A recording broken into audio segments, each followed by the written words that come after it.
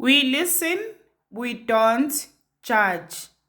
We listen with no judgment. Indaba ka-Anonymous osibhalele namhlanje ifundeka kanje. Ngathakatha umfazi engamthola endodeni kanti ngizozisola. Ngiyabingelela kuwe sisi nakumphakathi wala ekhaya. Ngahlangana nalobhuti wangishela. Wangitshela nje esangishela ukuthi yena unomfazi futhi ukhulelwe ingane yabo yes3. Kodwa ngamuqoma kunjalo. Ekuqaleni ngangithi ngihambisa isikhathi ngoba ngangingenamuntu. Kodwa kwathi ekuhambeni kwesikhathi ngagcina ngimthanda. Wayengiphethe kahle engipha nemali. Saqhubeka ke isikhathi ngase ngiba nomhobholo nesikhwele. Ngicabanga ukuthi le ndoda ihlala nomfazi. Nguye ongifonelayo mina anginamvume yokumfonela ngesikhathi engisifunayo. Ngibuka nomuzi wabo omuhle omkhulu. Ngibona nje ukuthi lo mfazi uhlezi kahle usemnothweni. Phela ngake ngaya emzini wabo umfazi engekho esemakhaya. Ngangizibona sengiyi-owner kulomuzi. Ngafikelwa umcabango wokuthi ngcono ngimkhiphe lo mfazi kusale mina. Ngase ngixoxela umngane wami ngale ndaba yokuthi ngifuna ukukhipha lo mfazi. Umngane wathi yena kunokhokhovula akamaziyo osishayayo isichitho nodukanezwe angangiyisa kuye. Ngathi ke kumngani ithi ngiyicabangisise kahle lento ngizomtshela mase ngiredi. Saqhubeka ke sathandana strong sinobay. Nomfazi wagcina esethola ukuthi ngijola nomyeni wakhe. Wayengifonela engithuka engibiza ngawo wonke amagama ethi angihlukane nendoda yakhe. Kwakungena ngapha kuphume ngapha ngaziqhubekela mina nendoda. Saqhubeka ke isikhathi ngagcina ngikhulelwa. Kanti nomfazi naye uqeda ukubeletha. Ngangicabanga ukuthi lo mfazi ubeletha emzini wakhe mina ngizobeletha emqhashweni. Angithi phela ngangihlala emqhashweni. Nangempela ke yavuka ingilosi yokuthakatha. Ngafonela umngane wami ngamtshela ukuthi sengicabangisisile ngale ndaba. Lapho umlisa akakazi ukuthi ngikhulelwe ngoba wakubeka kwacaca ukuthi ngiprevente. Yena akafuni ukumoshakalelwa umuzi wakhe. Ngamtshela ke umngani ukuthi kusasa ngicela angekhaphe kulenyanga yakhe. Vele ke imali ngangihlezi nginayo angithi bekangipha ubay. Kwasa ke ngakusasa sahamba nomngani sasiya kwaMhlaba uyalingana. Safike sathola kugcwele kuneline. Sisalindile nje wafona ubay. Wathi ungikhumbulile and umfazi akekho usekhaya uzobuya ingane maseyina 3 months. Ngajabula ngafa ngathi iplan yami iyahlangana kanti angazi ukuthi ngisazonya. Kwafika ke isikhathi sokuthi kungene mina. Ngafika ngamchazela ke ukhokhovula inkinga yami. Wathi ubala lolo. Wangisebenza wangiphalazisa wangigqumisa. Maqede wangibuza ukuthi nginayo yini iaccess yokungena kuloyo muzi wendoda na. Ngathi yebo. Wanginika imithi wathi lo ngiwufake emcamelweni lona ngiwuthele esangweni. Wanginika nje imithi eminingi wangitshela nama-instructions. Ngaqeda ke ngabhadala sahamba nomngani. Endleleni ke umngani wangibuza ukuthi ngisho ngalento engifuna ukuyenza. Ngathi hawu yebo mngani phela ngiyayithanda le ndoda. Sahlukana-ke nomngani ngaya emqashweni wami ngafike ngalungisela ukuya kuBay phela. Wangifonela uBay wathi sekashayisile asihlangane etown uzongithatha khona. Nangempela-ke ngahamba ngaya etown ngiphethe imithi yami ngihlomile. Angifuni ukuqamba amanga uvalo lwalungishaya ukuthi ngifuna ukumosha umuzi wabantu. Kodwa ngangibuye ngiziduduze ngokuthi ngenzela ingane yami le engiyimithi. Ngafika-ke ngathola uBay vele angilindile. Wathi asithenge into yokudla ngoba sekulate angeke sisakhona ukupheka and ufile indlala. Sahamba-ke saya endlini la endleleni uBhizi uyangixoxisa mina angimuzwa nokumuzwa ngicabanga lobusathane engizobenza. Waze wangibuza ukuthi yini ngathi angikho right ngathi no ngiright ukuthi nje angizizwa kahle. Wathi we ungabe upreg ke sisi. Ngavele ngazihlekisa nje ubala. Safika-ke endlini wathi usayogeza. Ngasala ngidla-ke mina ngazizwa sengathi ngifuna ukuphalaza. Ngagijima ngaya ebathroom ngafike ngaphalaza. Wathi hayibo sisi, ngithe ungabe ukhulelwe. Uyabona ngiqeda ukuba nengane, angiyifuni nje enye anytime soon. Ngavele nganyanya ngasho ngenhliziyo ngathi lo uzongazi kahle. Ngathi kuye uma ngabe ngipreg ungayenzani vele? Wathi kuyobonakala khona. Ngavele ngasho-ke ngathi yebo ngipregnant. Wathuka wathi uthini Kim? Thana uyadlala. Wajuluka ibhadi kwavuka ihigh. Ngathi ngenhlanhla-ke angidlali. Ngamtshela ngesibindi ngoba ngiyazi ukuthi vele yena nomfazi wakhe bazohlukana. Wakwata umuntu wathi ngoba ngakutshela kahle ukuthi uprevente. Ngathi bengipreventa angazi kwenzakaleni. Wangishiya lapho waphuma ngezwe kuduma imoto. Kungasikudala ngamuzwa sekabuya. Bekayothenga ipregnancy test. Wafike wathi angiyenze ngayenza vele yaba positive. Wavele wahlanya wasutha same time wangasadli nokudla. Ngamncenga-ke ngathi ngiqela sikhulume ngalento ngizosikhipha-ke isisu. Wasukuma wathi usayoshawa umoya. Ngakhala ngaze ngaguqa. Wajika wangisukumisa wathi no baby ungakhali sizoyilungisa lento asambe siyolala. Kwakuyi during the week ekseni bekazovuka aye emsebenzini. Nangempela-ke ekseni wavuka walungisa. Wathi sizoxoxa kahle ngale ndaba makabuya emsebenzini. Ucela ngimphekele ichicken nerice uzwa ehalele kona today. Wathi nje eqeda ukuphuma ngavuka ngevosho ngayokhiya umnyango. Ngaqala-ke ubuthakathi bami. Ngakhipha imithi yami ngaqhaqha kahle kancane umbhede ngafaka umuthi. Ngaqede ngathunga kahle kwangabonakali. Vele bengiphethe inalithi nohala wami.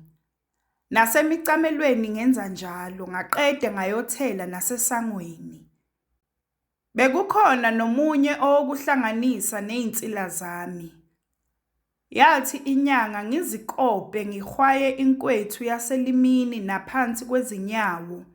Nginqume nezinzipho ngizishise zibe umlotha.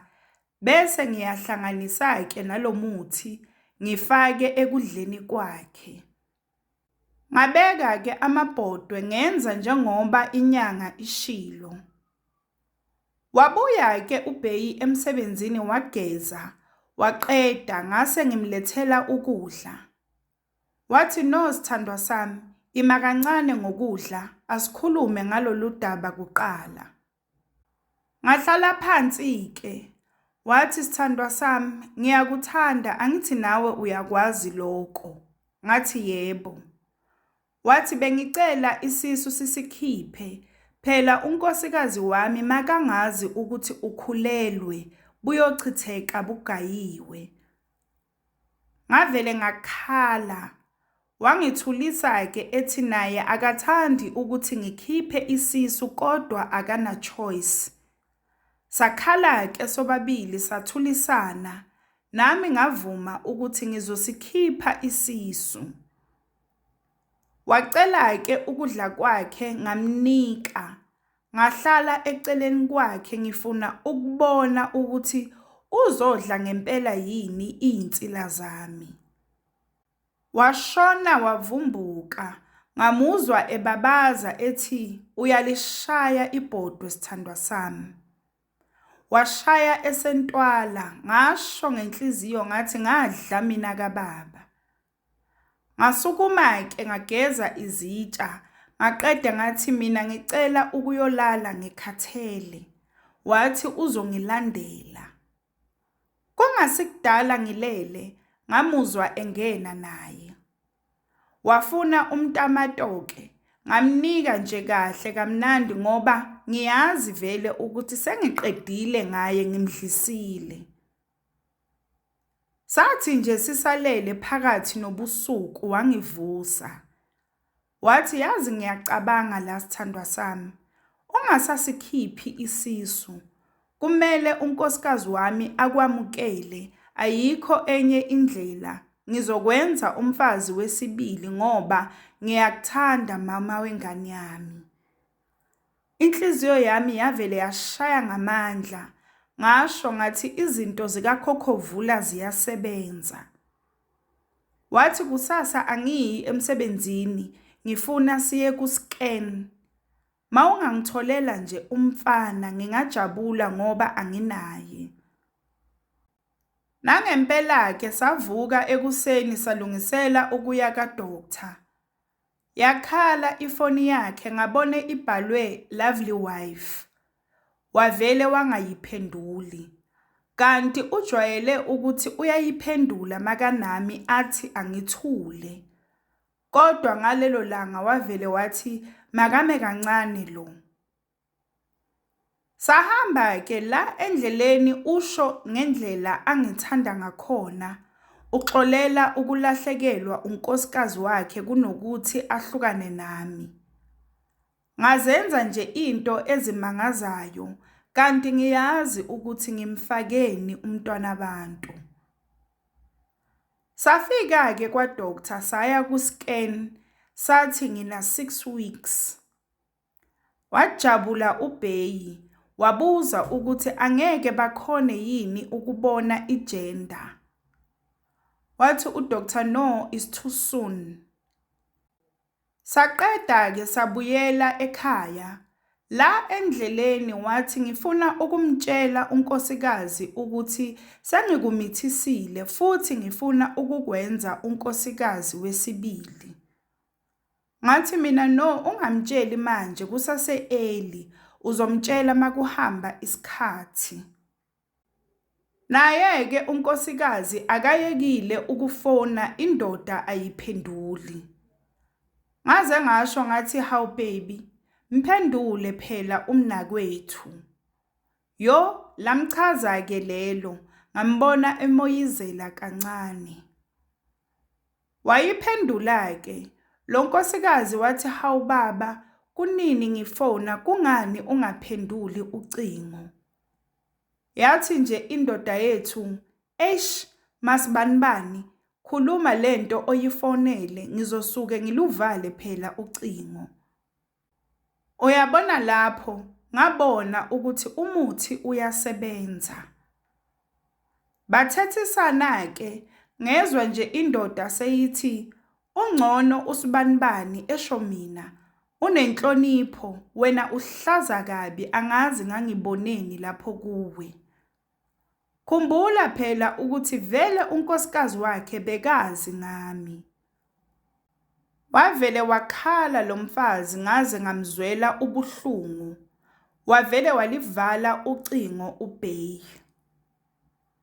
Safika-ke endlini. Wathi nje uBey, hlala phansi sithandwa sami, angifuni uthinte lutho ungaze ulimaze ingane yethu. Ngizopheka mina noma ithi ngiyothenga ama-takeaway sizohlala kahle sibonde my future wife.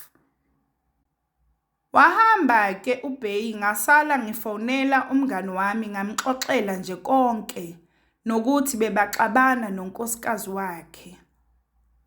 Wathi nje umngani, ngakutshela kanti ucabanga ukuthi kungani ubaba wengane yami ezwa ngami. Ngamyela kulo khokhovula. Phela akadlali nezingane loyo ngiyamazi. Yingakho ngangikubuza ukuthi ayushona. Saxoxa-ke nomngani wami sijabulile. Ngezwa nje ubaba ka-Unborn engena ngemoto savalelisana-ke nomngani. Wangena-ke nama-takeaway anenyama yangaphakathi. Vele ngangithandiswa yona. Wanginika wathi yidla mkami ingane izokhula. Sadla-ke saqeda sarelaxa. Kanti asazi ukuthi unkosikazi usendleleni uyeza. Sithe nje sisahleli sezwa ngomuntu evula umnyango, vele besingakhiyanga. Lapho ngibeke imilenze phezu kwe-coffee table. Ngavele ngathuka ngagxuma ngayomela le, ngathuka ngacishe ngaquleka. Ungena nje uphethe nengane. Wathi nje baba, uhleli nesife emzini wami.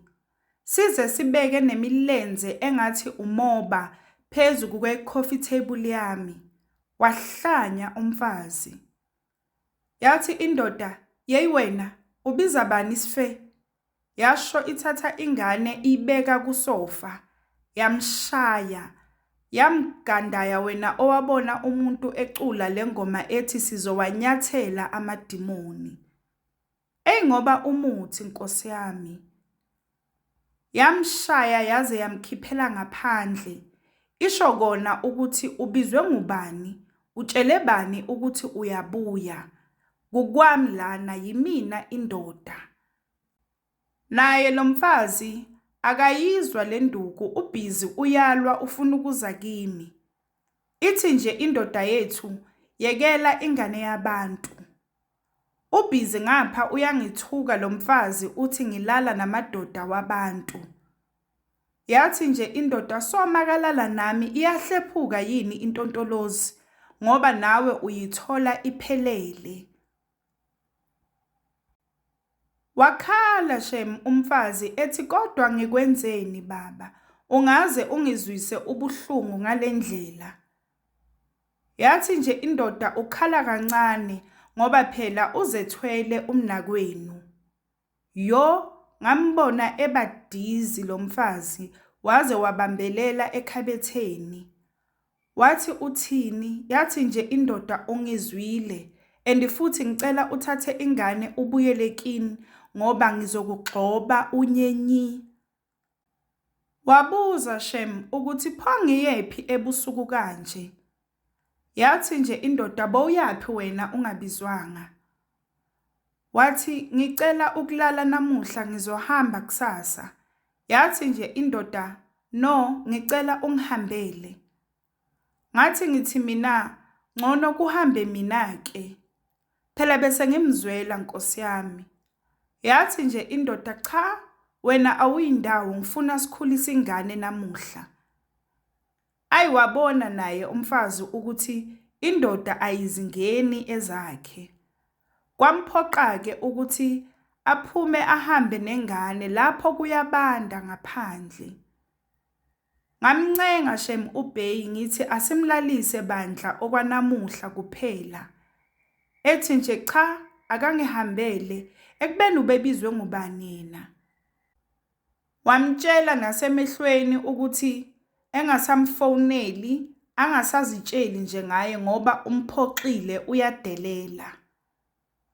Wahamba-ke umfazi sasala sabhonda, wangitotosa uBey engibota-bota nezinyawo, esho kona ukuthi ukube wathola mina kuqala engakahlangani nalesiphukuphuku somfazi. Ngisho ngenhliziyo ukuthi ikhubalo lizamawala, kanti angibuzanga elangeni. Sahamba-ke sayolala noBey. Ekuseni wavuka waya emsebenzini. Mangivuka ngabona ngemali ephezu kwetafula. Mangithi ngiyayibala bekuyi-3,000. Kunenothi eceleni ebhalwe ukuthi thatha leyo mali uyothenga okuthandayo.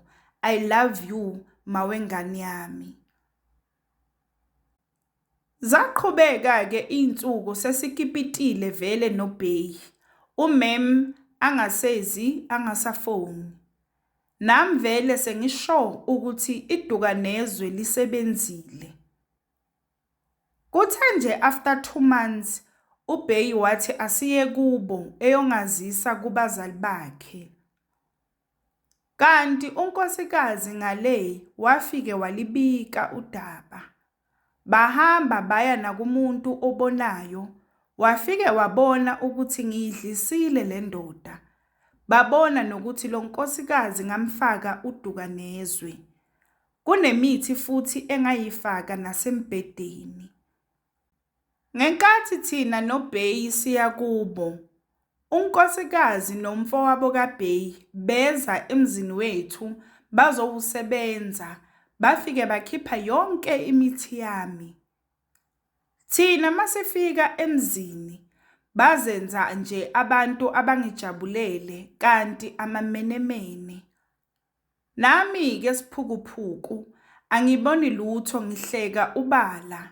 Ngijabule ngiyafa ngizitshela ukuthi bayangithanda kubo kaBey. Kwathi ngakusasa ubhuti kaBey omdala wathi bafo awungikhaphe etown sizothi ukuxoxa phela kade yagcinana. Bahamba-ke ngasala mina ngiba umakoti olotsholwe ngesende, ngaklina ngapheka. Kanti inyanga nobhuti kaBey nomfazi bayasebenza ngale. Ubhuti omdala uthatha uBey nje uyomgabhisa lo muthi engimdlise wona. Ngathi ngisahleli nje ntambama ngabona umfazi kaBey engena ehamba nobhuti omncane kaBey. Bengimazela esithombeni-ke yena. Bafike batshela umama ukuthi bahambe kahle. Yazi ngavele ngashaywa uvalo, phela ngiyazibuza ukuthi bahambe kahle kuphi. Ngapha lo mfazi akangilwisi, uyangibheka nje. Ngabona nalo mama engibheka ngeso lokungenyanya. Ngambuza ukuthi kwenze njani mama, wavele wathimisa amathe phansi. Ngezwa ngiguqukulelwa yisisu, khumbula phela ngisakhulelwe. Ngathi ngisabheke lokho ngabona uBey engena nomfowabo. Naye ngambona engibheka ngelinye ilihlo. Ngathi ngisamangazwe yilokho, ngisathi hawu baba kwenze njani? Ngezwa nje ngempama emehlweni. Wathi mthakathi ndini bowungidlisile futhi hamba lakhaya. Wathi umfazi kunjani makunje? Isondo liyajikajika ntombazane. Angithi bowungifake nodukanezwe. Wavele wahleka kakhulu. Yeyi, yangishaya indoda. Ngaze ngabona ngegazi selehla ngemilenze. Ngathi ngithi buka baba ngiyopha. Wathi nje futhi hamba wophela le emgaqweni. Umfazi washo eyothatha ibhegi yami. Bakhipha nezinto zami emotweni bangiphonsa ngazo. Kusho ufike endlini waqoqa konke okungokwami. uBey wakhipha imali engango-500 wangiphonsa ngayo. Wathi angifuni ukuphinde ngikubone mthakathi ndini. Ngaphenduka inhlekisa. Ngahamba-ke ngabuyela emqashweni wami, ngahlala iy'nsuku ezimbalwa, ngaqoqa konke okungokwami ngayohlala kwenye indawo. Nomngani-ke azange ngisamtshela, ngashintsha nenamba. Ngafana nje nomuntu oduke nezwe. Ngiyazisola kakhulu ngesenzo sami, kodwa sengakhula manje, ngakhetha neNkosi sengisindisiwe. Isizathu sokuthi ngikubhalele sisi futhi ngiyilande kahle le ndaba ukuthi ngifuna abantu bafunde endabeni yami, ikakhulukazi amadoda, ukuthi ayeke ukuchithela abafazi babo ngoba kunamantombazane ayingozi asebenzisa umuthi la ngaphandle. We listen, we don't judge. We listen with no judgment. Sacela usitshele ukuthi ucabangani ngendaba ka-Anonymous osibhalele namhlanje lapha ku-comment section. Sacela ungakhohlwa ukulike, ushare, usubscribe. Ungakhohlwa ukuthi ukusubscribe it's for free, awubhadali lutho. It's for free.